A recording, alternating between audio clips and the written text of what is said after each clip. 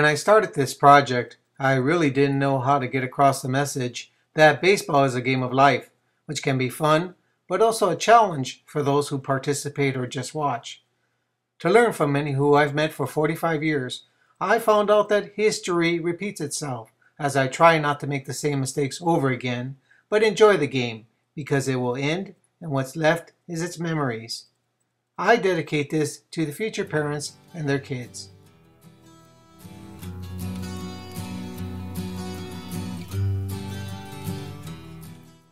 This picture was taken in a local newspaper in Marfa, Texas in 1929. The gentleman in the second row in the back with the cowboy hat owned the team. He was my grandfather, Rafael Carmona, who I never met. This is probably one reason I love the game so much. This is for all the lonely people, thinking that life has passed them by.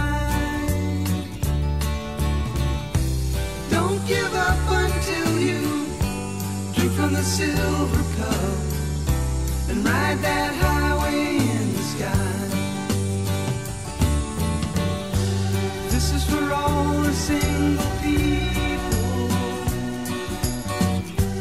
thinking that love has left them dry. Don't give up until you drink from the silver cup. You never know until you try. Well, I'm on my way. Yes, I'm back to stay. Well, I'm on my way back home. Get it?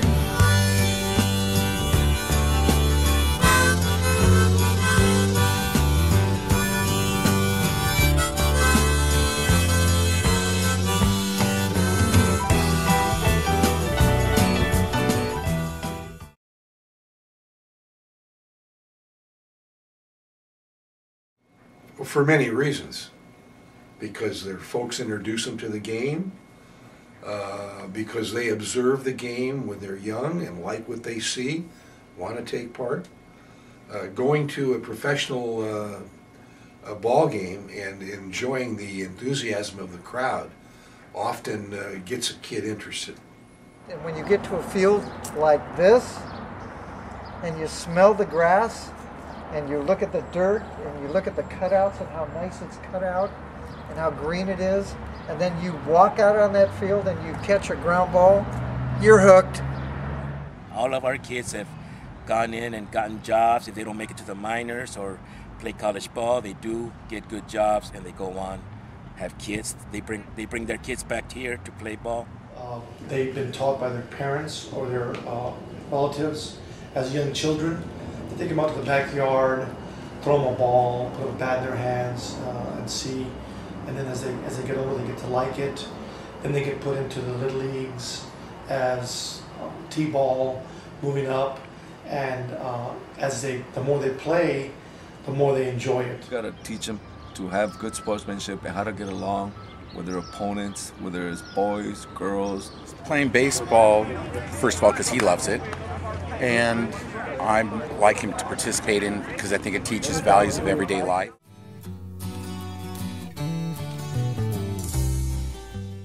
For the most part, parents are very supportive of their young children and their kids playing ball, and most of them have the right attitude about teaching the game to their children and showing them sportsmanship, showing them the skills, showing them how to play the game the right way. But there's always going to be the exception where a parent will ruin it for the child, put pressure on the child, and the child will eventually wind up hating the sport. Parents overall, they're okay. My first team I had here, the one that won the national championship in '91, they were perfect. I had no problems.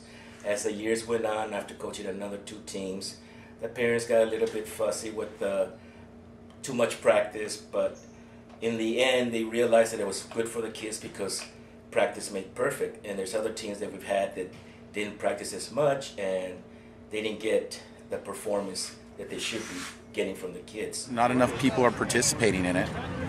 I think that pretty well run, and but I you would think more people would take advantage of this aspect. Parents are very, very important because they offer support to the kid.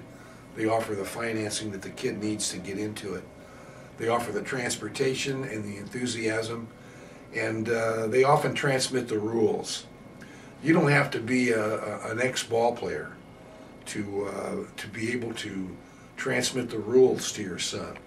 You can have a parent that can really screw things up too. You know who he is. He's the guy that wants to dominate. Perhaps he's not even a coach, but when he comes onto the scene, he wants to call the shots. They are too much into their son. And I think if you ask them to dedicate time to build something like this, you'd probably get a no.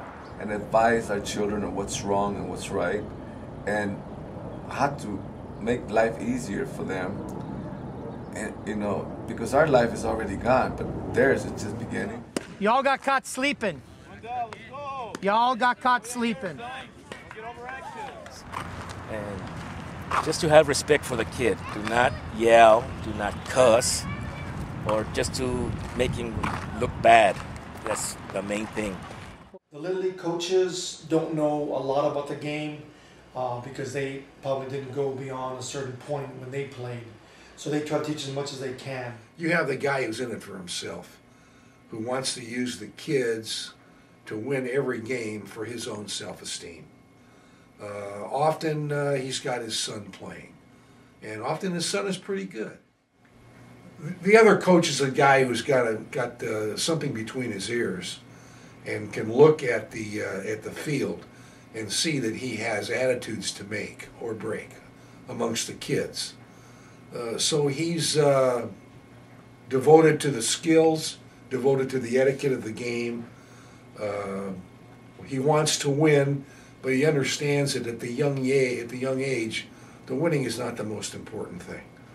If he continues on this path and emphasizing the skills and the etiquette of the game, he will become known amongst his peers, amongst the neighborhood, amongst the kid, as an outstanding coach.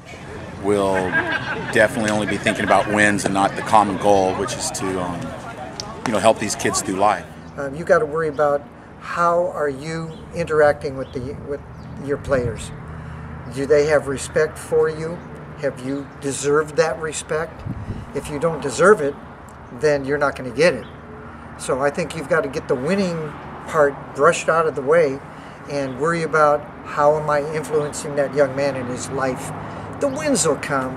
I mean, you'll get players as soon as they find out that you're the good person for them, the kind of person that's going to help them not only on the baseball field but off the field, in the classroom. Because a coach is a teacher. So if you're going to be a coach, make sure you teach them the proper fundamentals of the game and what it takes to win. But most of them, important of them all, you got to teach them to have good sportsmanship and how to get along with their opponents, whether it's boys, girls, or whatever, and make sure they get the idea of what the game's all about.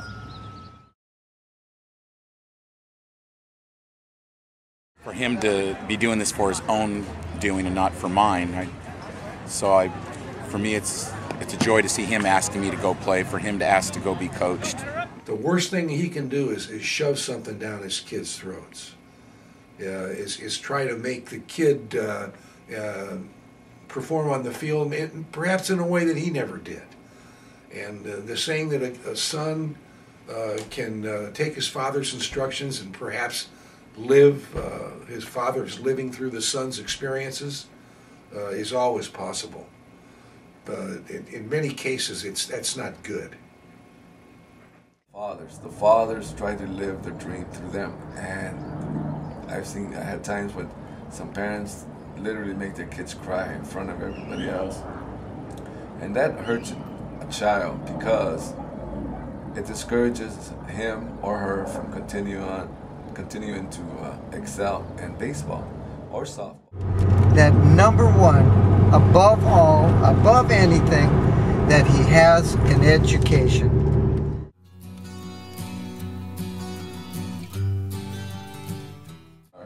The game goes smoothly, and mean, there's no arguments from the parents, because we as umpires, I always tell this guy to my crew of umpires, I said, don't have rabbit ears, because parents always, I mean, they literally cuss at you, you know, and that's not very good. I mean, we try to control the game the best we can, and, you know, and make the game go smoothly. Basically, they're just doing their job.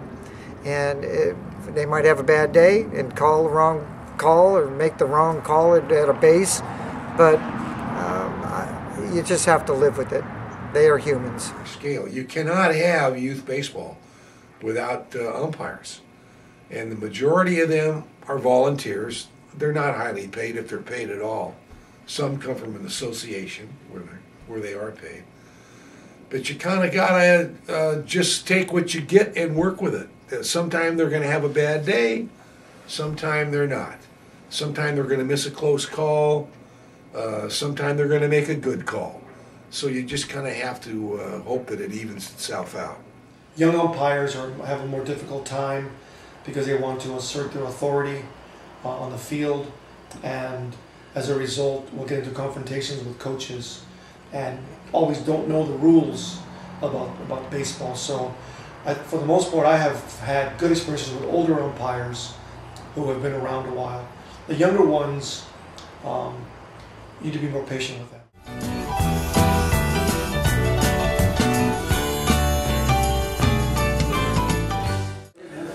Typically, uniforms for Little Leagues usually run between $20 to $30 for the whole uniform. Anytime you do upper division teams like college teams or travel ball teams, you'll probably end up doing between $130 to $140 for a standard uniform. Most of these uniforms are custom made. Some of these cleats I've seen them between $50 to $60, up to $100 and something dollars. You need aluminum bats. My goodness, I think the cost of one aluminum bat now is close to $500. Now a real expensive glove might cost you $300. Uniform, gloves, bats, baseballs. You need pitching screens. They charge the kids like $1,500 or $2,000 just to be on the team. Wow, when we go back to T-ball, it will have to be close to a 60,000, maybe even more. I probably put in more than the average parent, just between with equipment and coaching, things like that, but I find it's definitely been rewarding and been more than worth it. I know my son has grown more and more throughout every year with the love of the game. Let's take a real good look at this. Baseball bats, $20 to $500 each. Baseballs, $25 to $150 a dozen. Many types of gloves, up to $300 each. Cleats, $25 to $100 a pair. Uniforms, $25 to $140 per uniform. Gear, $15 to $300. Equipment, normally done through fundraising, $100 to $500 per family. And of course, don't forget the videotapes and lessons. And last, including insurance, to be on a league team, $75 to $2,000.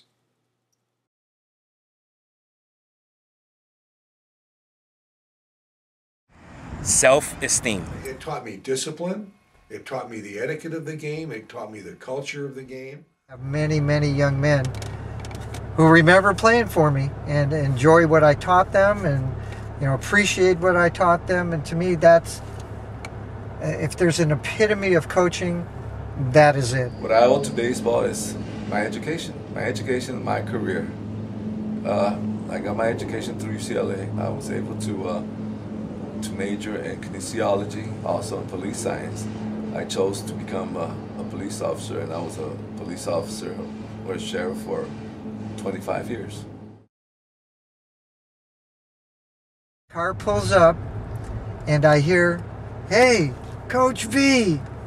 And I look over, and there he is, the same young man that I coached in youth league, that I helped scholarship to Hawaii, and that played in the big leagues. And he came over and gave me a big hug, and he said, "Coach, I'll always remember you."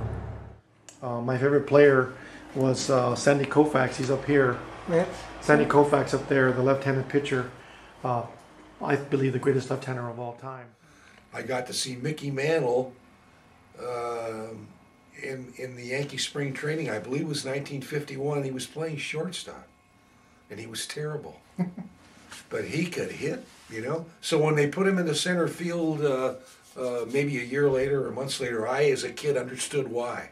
I think I saw him make 3 errors playing shortstop in an exhibition game against the Hollywood Stars at Gilmore Field.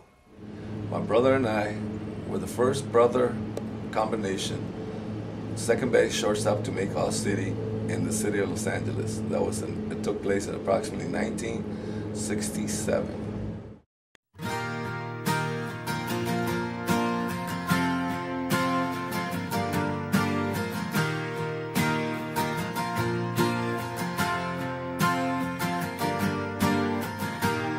I'll stand with arms high and heart abandoned in awe of the one who gave it all. I'll stand, my soul, Lord, to you surrendered. All I am is yours. As you will notice, the players, parents, volunteers, and participants move on. They have been exposed to our national pastime and benefited from its tradition and rewards. My soul